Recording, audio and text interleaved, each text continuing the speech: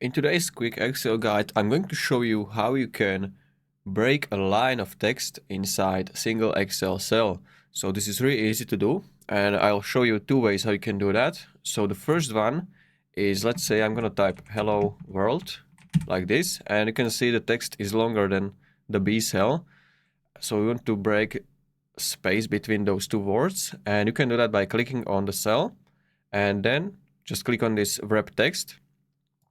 And as you can see, it's going to break a line and it's going to put the world under hello like this.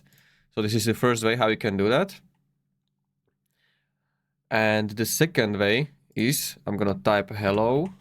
And now if I press Alt key on keyboard plus enter, it's going to give you option to write in the next row in the same cell like this.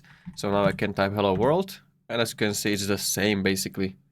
Let's say if you have multiple rows which you want to break a cell in, you can also use autofill handle. So if you click on wrap text, as you can see, I'm gonna just drag this autofill handle on all rows and it's going to work for everything.